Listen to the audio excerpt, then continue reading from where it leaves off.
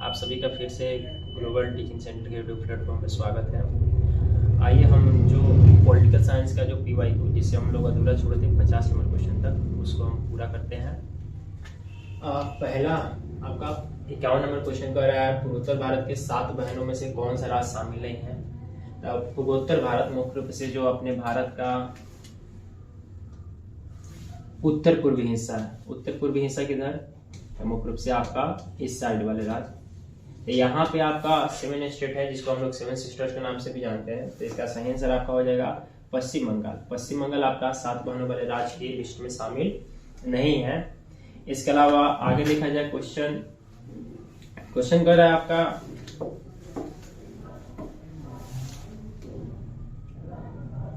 प्रथम पिछड़ा वर्ग आयोग के अध्यक्ष कौन थे। तो इसका सही आंसर हो जाएगा काका कालेकर। प्रथम पिछड़ा वर्ग आयोग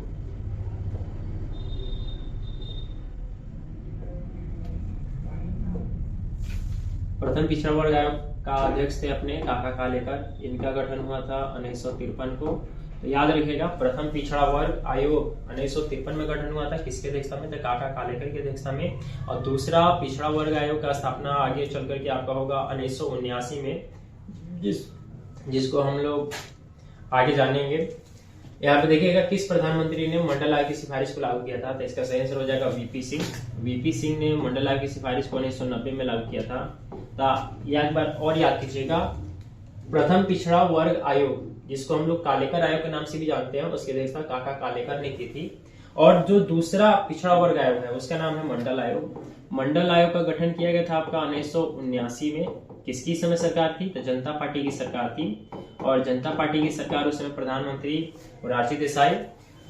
मंडल आयोग की गठन 1979 में जनता पार्टी की सरकार में होती है। और आगे चल करके जो दूसरा ओबीसी के लिए जो अन्य पिछड़ा वर्ग था उसको लेकर के मंडल आयोग का गठन किया गया था 1979 में। और इसका रिपोर्ट प्रस्तुत होता है 1990 में वीपी सिंह के समय में। आगे देखा जाए क्वेश्चन 54 कर रहा है, कौन सा संविधान संशोधन शहरी स्थानीय निकाय से जुड़ा हुआ है। तो इसका सही आंसर हो जाएगा 74वां संविधान संशोधन। जैसा कि हम लोग पिछले वीडियो में देखे हैं, इस दोनों का एक ट्रिक होता है, पान से हो जाएगा आपका पंचायती राज 73वां संविधान संशोधन, और 9 से हो जाएगा नगरपालिका 74वां संविधान संशोधन। और दोनों का दोनों 73वां और 74वां संविधान संशोधन 1993 में संविधान का हिस्सा बना था। तो यहाँ पे आपसे पूछा कौन सा संविधान संशोधन शहरी निकाय से जुड़ा है। तो आपका 74वां संविधान संशोधन आपका शहरी निकाय से जुड़ा है। इसका सही आंसर हो जाएगा आपका ऑप्शन नंबर 1। आगे देखा जाए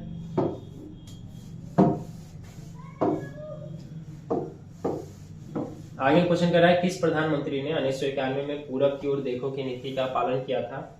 इसका सही आंसर आपका हो जाएगा पीवी नरसिम्हा राव।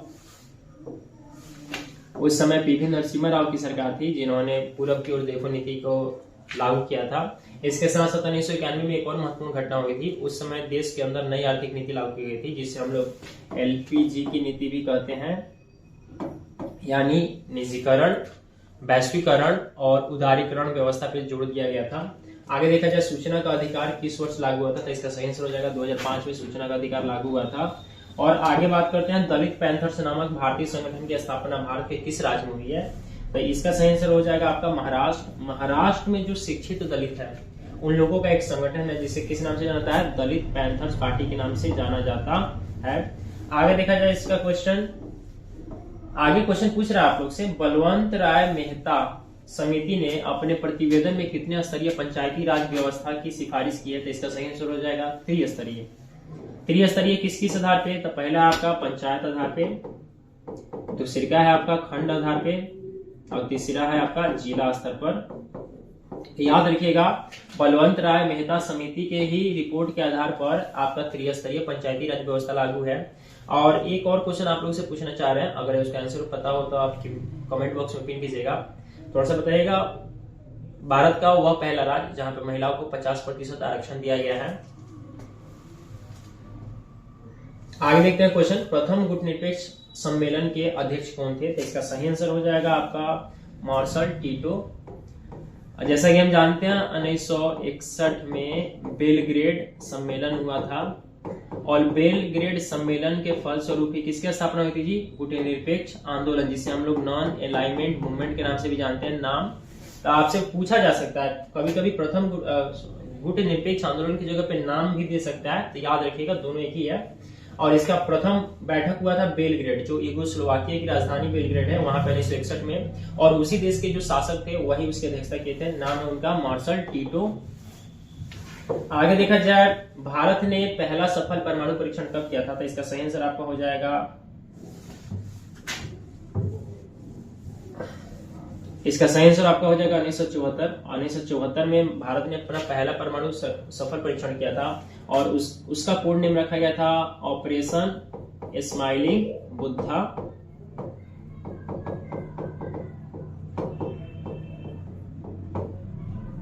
इसके अलावा बात करते हैं 1998 में भारत का हुआ था ऑपरेशन, एक और अभियान चला था भारत का परमाणु परीक्षण का 1998 में अटल बिहारी वाजपेयी के समय में। उसका नाम रखा गया था ऑपरेशन शक्ति। और दोनों के समय का प्रधानमंत्री की बात करें तो 1974 में आपका इंदिरा गांधी है, और इस समय है आपके अटल बिहारी वाजपेयी। याद रखिएगा फ्रेंड, इसका सही आंसर आपका ये हो रहा है। आगे देखा जाए, मैकमोहन रेखा कहाँ स्थित है? जैसा कि हम जानते हैं मैकमोहन रेखा दो देशों के बीच की सीमा का नाम है। तो कौन सी रेखा है या किस देश किस राज्य में पड़ती है? तो इसका सही आंसर हो जाएगा आपका अरुणाचल प्रदेश। अरुणाचल प्रदेश जो भारत का राज्य है, और उधर से चाइना, इसके बीच की जो सीमा रेखा है इसी को मैकमोहन रेखा नाम दिया गया है। आप लोग से एक क्वेश्चन है, थोड़ा बताइएगा, भारत और पाकिस्तान के बीच का सीमा रेखा का क्या नाम है? अगर आंसर जानते हैं तो कमेंट बॉक्स में जरूर पिन कीजिए। आगे देखते हैं क्वेश्चन। क्वेश्चन नंबर 62 का है, निम्नलिखित में से कौन सा देश सार्क का सदस्य नहीं है? अगर आप लोग मेरे रेगुलर देखने वाले अगर छात्र हैं, तब यहाँ पे सही आंसर आपका, इसको इससे पहले वाले वीडियो में बताया जा चुका है। निम्नलिखित में कौन सा देश सार्क का सदस्य नहीं है? तो सार्क का सदस्य आपका भारत है, नेपाल भी है, भूटान भी है, म्यांमार नहीं है। जैसा कि हम लोग पिछली वीडियो में बताया है, म्यांमार सदस्य है आसियान का, और बाकी तीनों सदस्य है साउथ एशियन नेशन का, यानी दक्षिण एशियाई देशों का संगठन है आपका सार्क, और दक्षिण पूर्व एशियाई देशों का संगठन है आसियान। आगे देखा जाए, सार्क का प्रथम सम्मेलन किस देश में हुआ था? तो इसका सही आंसर हो जाएगा, सार्क का प्रथम सम्मेलन बांग्लादेश के ढाका में हुआ था। इसके अलावा देखा जाए आगे क्वेश्चन, अंतरराष्ट्रीय न्यायालय का मुख्यालय कहां पर है? तो इसका भी सही आंसर हम आपको पिछले वीडियो में बता चुके हैं। इसका सही आंसर हो जाएगा आपका द हेग होगा।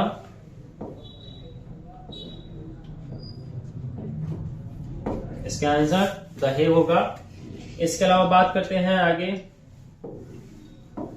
भारतीय संविधान का कौन सा अनुच्छेद मौलिक कर्तव्य से संबंधित है?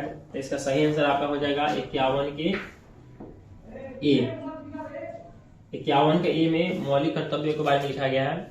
मूल संविधान में एक भी मौलिक कर्तव्य नहीं थे, लेकिन 42वां संविधान संशोधन अधिनियम 1976 को 10 मौलिक कर्तव्य जोड़े गए थे, और आगे चल करके और संविधान संशोधन होते हैं, और 2002 के आसपास आपका एक और मौलिक कर्तव्य जोड़ा जाता है। जो मौलिक कर्तव्य है, प्रत्येक गार्जियन का एक कर्तव्य होगा अपने बच्चों को पढ़ाना लिखाना, 14 साल से कम उम्र के बच्चों को।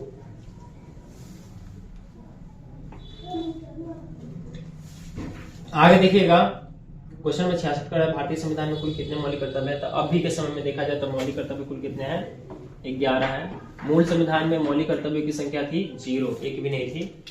आगे देखा जाए, भारतीय संविधान के किस भाग में नीति निर्देशक तत्वों का उल्लेख किया गया है? तो इसका सही आंसर हो जाएगा भाग 4। चौथे भाग में नीति निर्देशक सिद्धांत का बात कहा गया है। प्रथम में भारत के संघ और राज्य क्षेत्र का बात किया गया है। दूसरा में बात किया गया है आपका नागरिकता का। तीसरा में बात किया गया आपका मूल अधिकार का। चौथा में बात किया गया है नीति निर्देशक सिद्धांत का। अब पांचवा भाग में बात किया गया है केंद्र के शक्तियों का बात किया गया है। आइए अब 62 नंबर क्वेश्चन देखते हैं। 19वें अनुच्छेद में नागरिकों की कुल कितनी स्वतंत्रता को वर्णन किया गया है? तो इसका सही आंसर हो जाएगा आर्टिकल 19 के अंतर्गत 6 स्वतंत्रताओं का वर्णन है। इसी में आपका प्रेस की भी आजादी है और इसी के साथ साथ आपको अभिव्यक्ति की आजादी भी मिलती है। इसके अलावा आगे क्वेश्चन देखा जाए, क्वेश्चन नंबर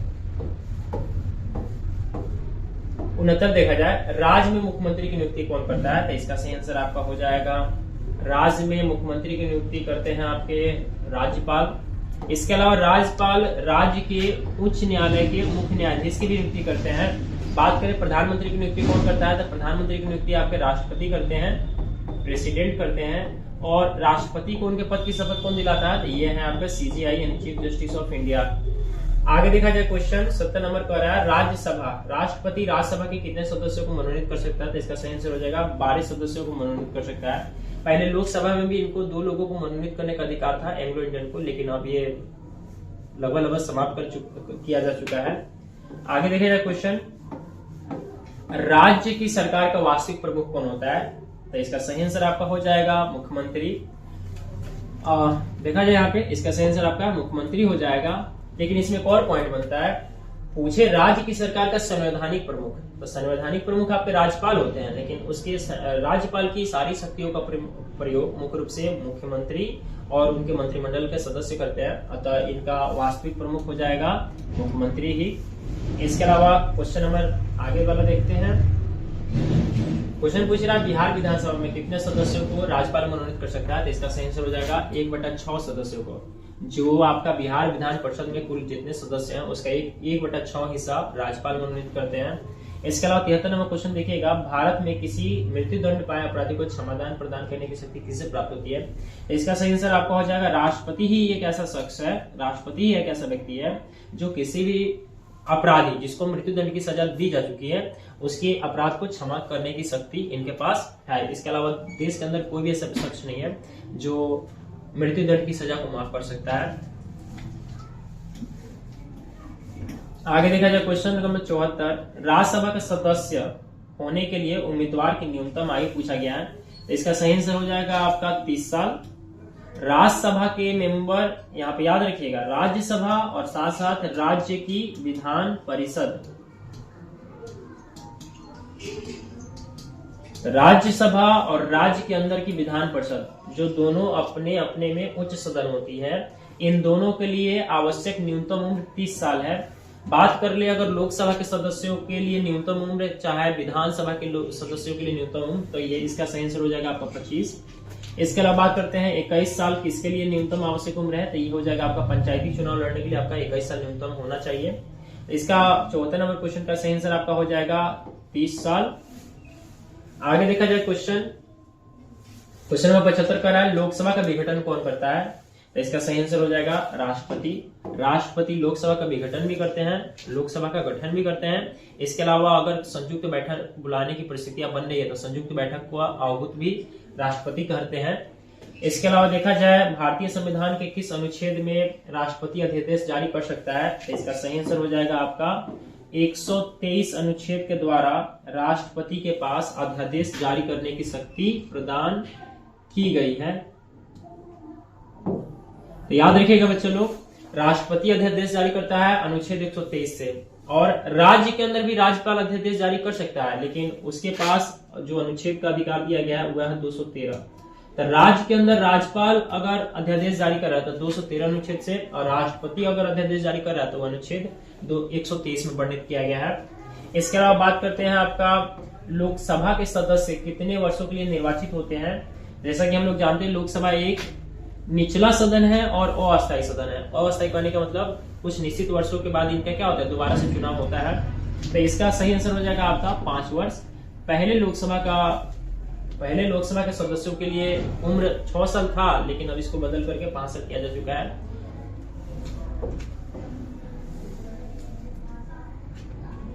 आगे देखिएगा लोकसभा के प्रथम अध्यक्ष कौन थे। तो इसका सही आंसर आपका हो जाएगा GV मावलंकर ही वह ऐसे शख्स हैं जो लोकसभा के प्रथम अध्यक्ष पद को सुशोभित किए थे। इसके अलावा देखा जाए भारत के चुनाव आयोग को किस सूची में रखा गया, तो इसका सही आंसर आपका हो जाएगा संघ सूची। भारत का चुनाव आयोग संघ सूची का हिस्सा है। इसके अलावा देखा जाए आगे क्वेश्चन नंबर 80, भारतीय संविधान की प्रस्तावना में कितने प्रकार का न्याय का वर्णन कहा गया है। तो इसका सही आंसर हो जाएगा आपका 3 प्रकार के न्याय का वर्णन किया गया है। सामाजिक, आर्थिक और राजनीतिक न्याय का वर्णन किया गया है। इसके अलावा आगे देखा जाए न्याय पूछे आपसे 3 प्रकार का होगा। प्रस्तावना में कितने प्रकार का न्याय का बात किया गया, 3 प्रकार का। अगर आपसे समता पूछे तो समता 2 प्रकार का वर्णन किया गया है, और उसमें स्वतंत्रता का बात करें तो 5 प्रकार का स्वतंत्रता का बात किया गया है। तो आपका 80 का आंसर बी सही होगा। आगे क्वेश्चन देखा जाए, भारत के राष्ट्रपति पर महाभियोग लगाने का अधिकार किसे दिया गया है? तो इसका सही आंसर हो जाएगा संसद के पास राष्ट्रपति के ऊपर महाभियोग चलाने का,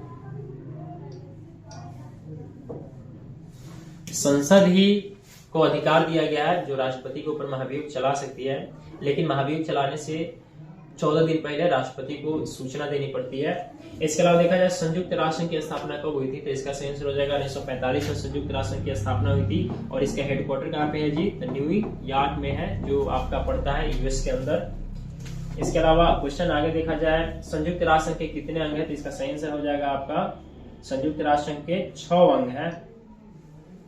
संयुक्त राष्ट्र संघ के 6 अंग है।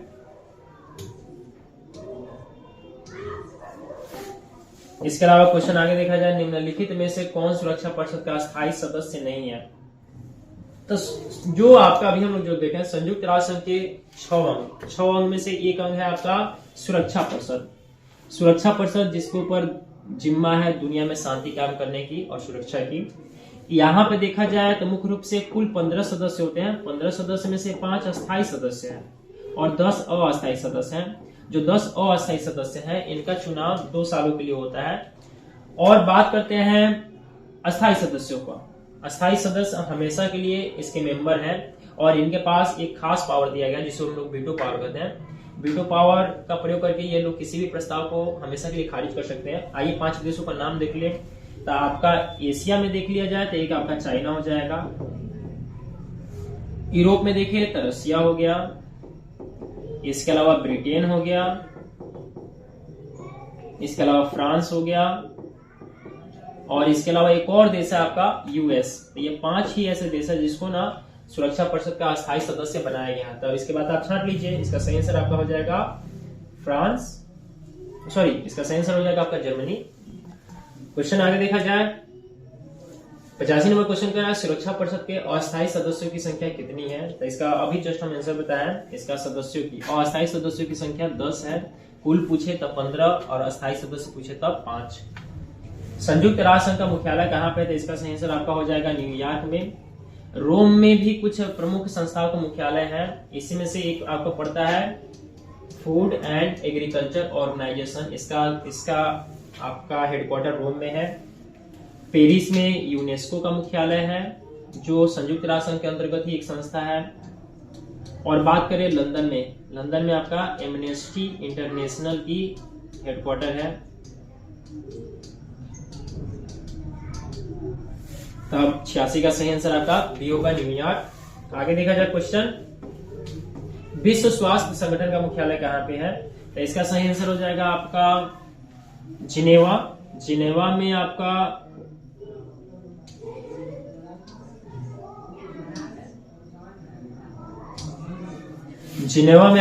WHO वर्ल्ड हेल्थ ऑर्गेनाइजेशन की स्थापना की गई है जिनेवा में। जो जिनेवा शहर है आपका स्विट्जरलैंड का एक शहर, सुंदर सा शहर है। आगे देखा जाए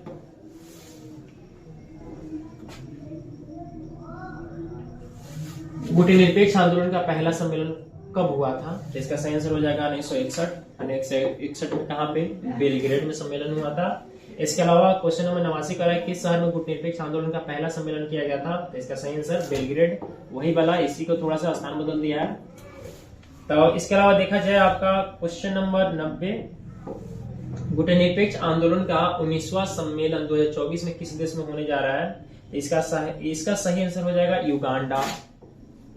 और इससे पहले पूछे 2019 में इसका सम्मेलन कहाँ पे हुआ था? तो इसका सही आंसर हो जाएगा अजरबैजान। और अजरबैजान की जो राजधानी है बाकू, वहां पे इसका बैठक हुआ था। और जो 2024 में बैठक होने वाला है युगांडा, अफ्रीका का एक देश है, यहाँ पे बैठक होने वाला है कंपाला में। आगे देखा जाए 91 नंबर क्वेश्चन सार्क सदस्य कितने देश है?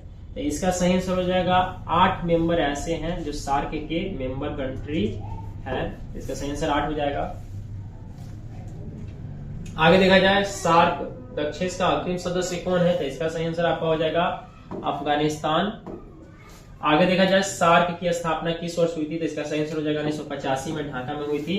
और इसका मुख्यालय अगर आप लोग जानते हैं तो कमेंट बॉक्स में जरूर बताइएगा। आगे देखा जाए क्वेश्चन, बिहार विधानसभा में कितने सदस्य हैं, तो इसका ये आसान सा क्वेश्चन है, बिहार विधानसभा पूछा है। इसका सही आंसर आपका हो जाएगा 243।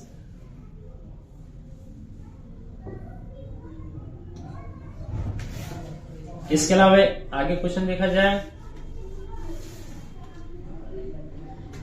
क्वेश्चन नंबर 95 कह रहा है संविधान का 42वां संविधान संशोधन किस वर्ष पारित हुआ था, तो इसका सही आंसर हो जाएगा 1976। और 1976 के समय में संविधान के अंदर बहुत सारे संशोधन किया गया था, प्रस्तावना के भी अंदर संशोधन किया गया था और भी बहुत सारा के संशोधन किए गए थे। तो इसलिए हम लोग 1976 वाला 42वां संविधान संशोधन को छोटा संविधान भी कहते हैं, जिसे इंग्लिश में लोग मिनी कॉन्स्टिट्यूशन के भी नाम से जानते हैं। इसके अलावा देखा जाए भारतीय संविधान का कौन सा संशोधन दल बदल कानून से संबंधित है, तो इसका सही आंसर आपका हो जाएगा 52वां संविधान संशोधन 1985, जो दल बदल को रोकती है और वैसे सदस्य जो किसी दूसरे पार्टी के नाम पे जीते थे और अगर किसी अन्य पार्टी में जाते हैं तो उनके ऊपर ऐसी कार्रवाई होती है। मुख्य रूप से यहाँ से एक और क्वेश्चन बनता है कि दल बदल का नियम किसके ऊपर लागू होता है, तो दो ही लोगों के ऊपर लागू होता है, विधायकों के ऊपर और सांसदों के ऊपर। अगर किसी भी विधायक और सांसद के ऊपर दल बदल विरोधी कानून लागू होता है तो उनको सदस्यता से कैंसिल की जा सकती है। आगे देखा जाए 96 का 97 नंबर क्वेश्चन, भारतीय संविधान के किस अनुच्छेद के तहत वित्तीय आपातकाल लगाई जाती है, तो इसका सही आंसर हो जाएगा अनुच्छेद 360 के तहत वित्तीय आपातकाल लगाई जाती है। थोड़ा सा बात करें वित्तीय आपातकाल का, चाहे सिर्फ हम बात करते हैं आपात शक्तियों का, तो आपात शक्ति हम लोग जर्मनी के संविधान से लिए हुए हैं।